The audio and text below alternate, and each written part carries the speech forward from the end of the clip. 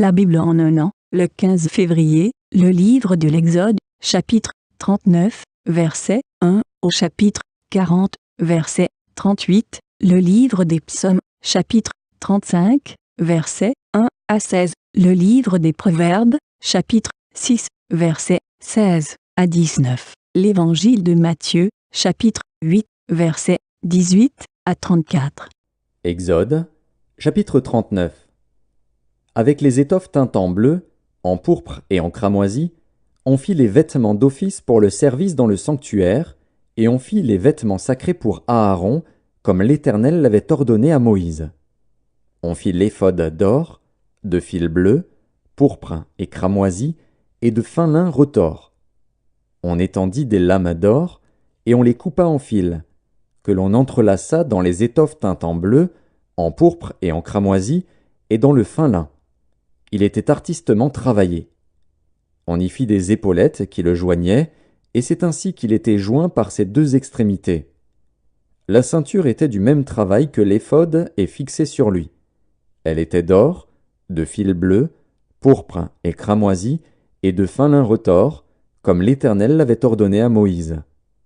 On entoura de montures d'or des pierres d'onyx, sur lesquelles on grava les noms des fils d'Israël, comme on grave les cachets.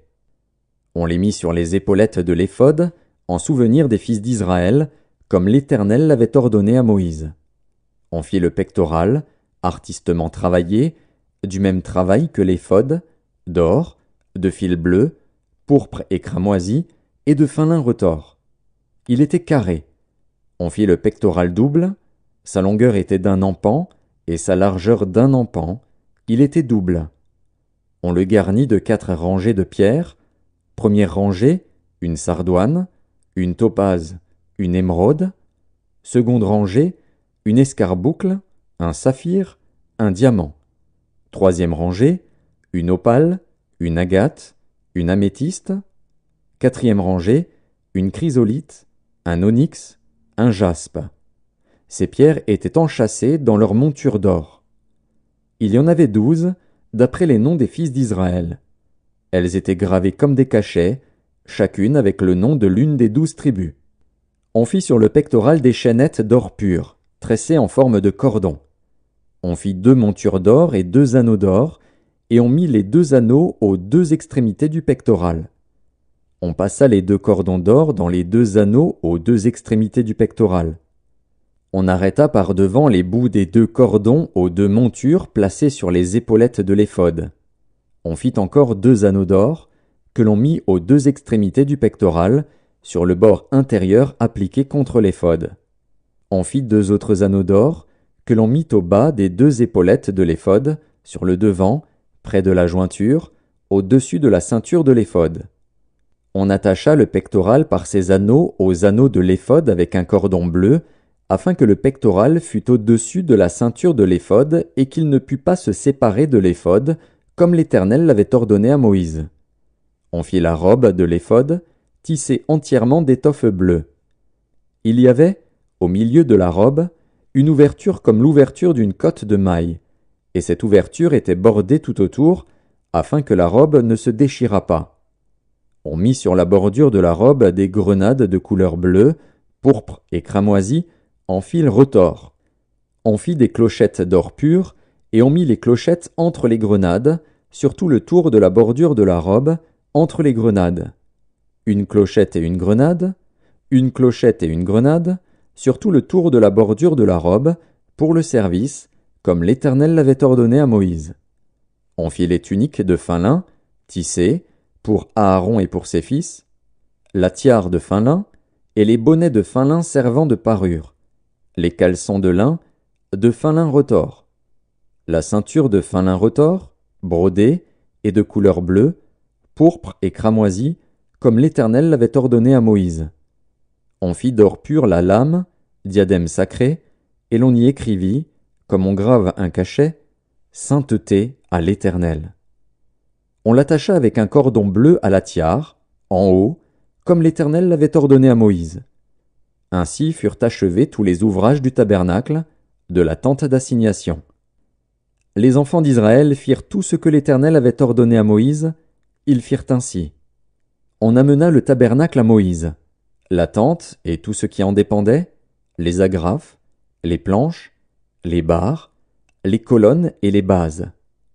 La couverture de peau de bélier teinte en rouge, la couverture de peau de dauphin et le voile de séparation.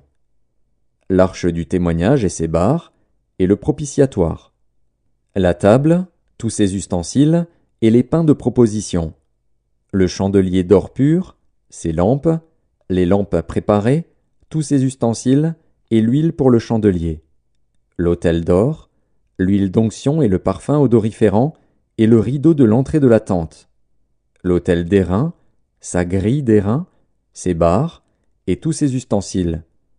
La cuve avec sa base. L'étoile du parvis, ses colonnes, ses bases, et le rideau de la porte du parvis, ses cordages, ses pieux, et tous les ustensiles pour le service du tabernacle, pour la tente d'assignation.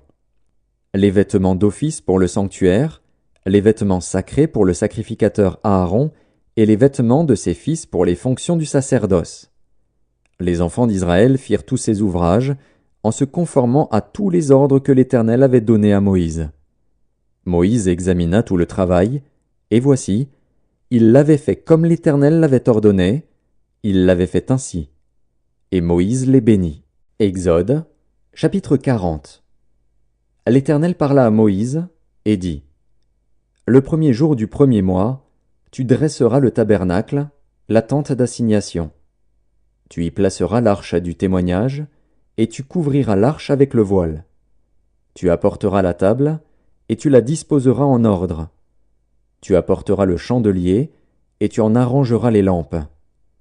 Tu placeras l'autel d'or pour le parfum devant l'arche du témoignage, et tu mettras le rideau à l'entrée du tabernacle. Tu placeras l'autel des holocaustes devant l'entrée du tabernacle, de la tente d'assignation. Tu placeras la cuve entre la tente d'assignation et l'autel, et tu y mettras de l'eau. Tu placeras le parvis alentour, et tu mettras le rideau à la porte du parvis. Tu prendras l'huile d'onction, tu en oindras le tabernacle et tout ce qu'il renferme, et tu le sanctifieras, avec tous ses ustensiles, et il sera saint. Tu oindras l'autel des holocaustes et tous ses ustensiles, et tu sanctifieras l'autel, et l'autel sera très saint. Tu oindras la cuve avec sa base, et tu la sanctifieras. Tu feras avancer Aaron et ses fils vers l'entrée de la tente d'assignation, et tu les laveras avec de l'eau.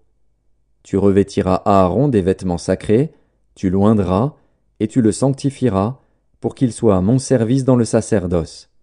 Tu feras approcher ses fils, tu les revêtiras des tuniques, et tu les oindras comme tu auras oint leur père, pour qu'ils soient à mon service dans le sacerdoce. Cette onction leur assurera à perpétuité le sacerdoce parmi leurs descendants.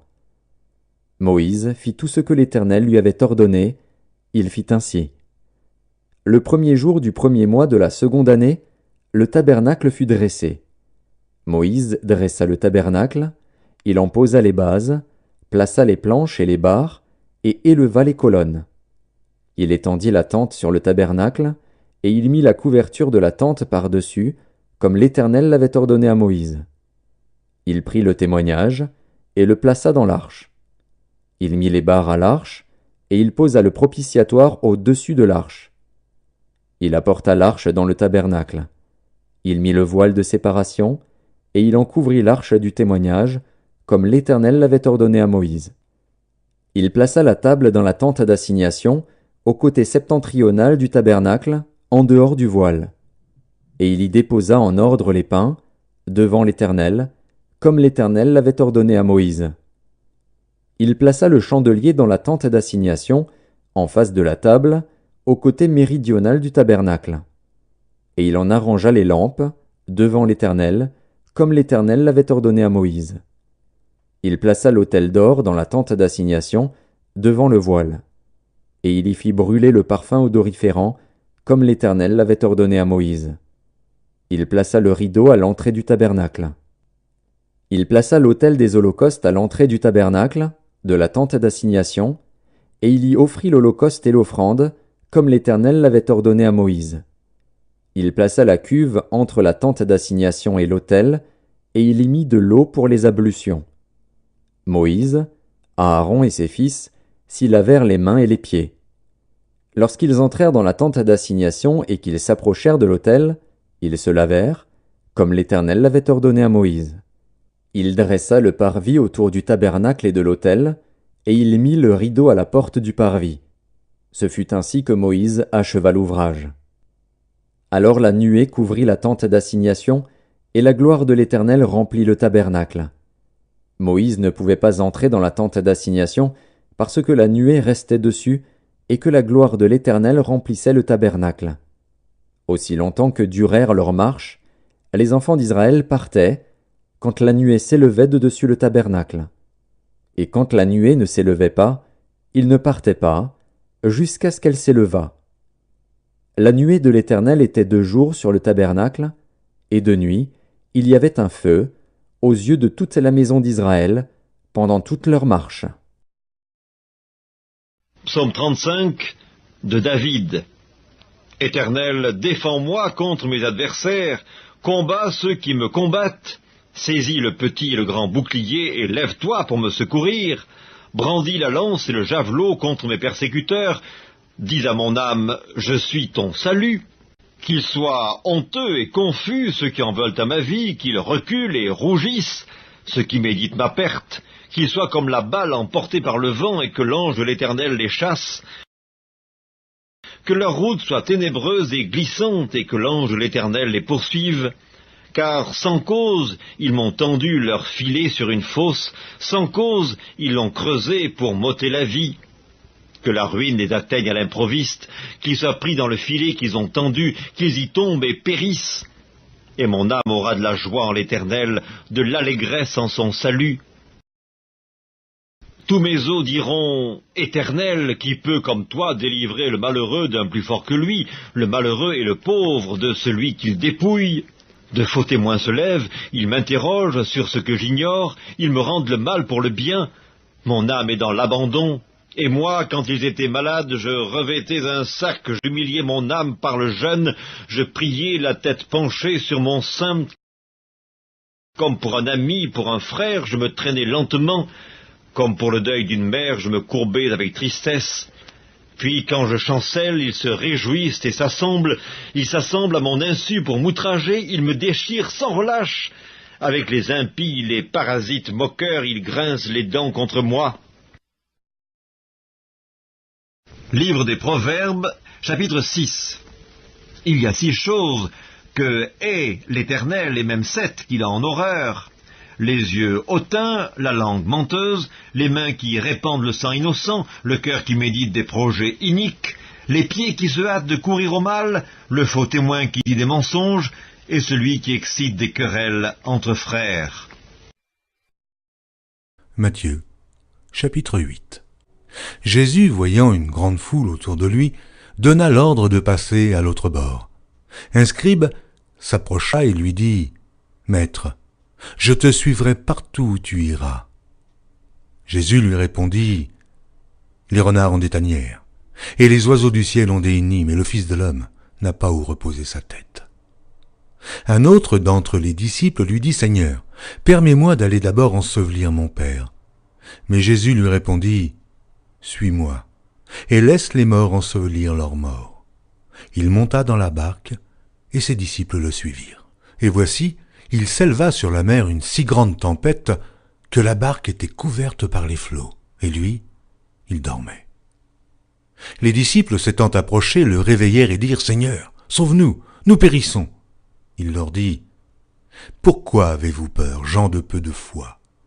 Alors il se leva, menaça les vents et la mer, et il y eut un grand calme. Ces hommes furent saisis d'étonnement. « Quel est celui-ci, disait-il, à qui obéissent même les vents et la mer ?» Lorsqu'il fut à l'autre bord, dans le pays des Gadaréniens, 2 démoniaques sortant des sépulcres vinrent au-devant de lui. Ils étaient si furieux que personne n'osait passer par là. Et voici, ils s'écrièrent, « Qu'y a-t-il entre nous et toi, Fils de Dieu? Es-tu venu ici pour nous tourmenter avant le temps ?» Il y avait loin d'eux un grand troupeau de pourceaux qui paissaient. Les démons priaient Jésus, disant, « Si tu nous chasses, envoie-nous dans ce troupeau de pourceaux. » Il leur dit, « Allez, Ils sortirent et entrèrent dans les pourceaux, et voici, tout le troupeau se précipita des pentes escarpées dans la mer, et ils périrent dans les eaux. Ceux qui les faisaient paître s'enfuirent et allèrent dans la ville raconter tout ce qui s'était passé et ce qui était arrivé au démoniaque. Alors, toute la ville sortit à la rencontre de Jésus, et dès qu'ils le virent, ils le supplièrent de quitter leur territoire.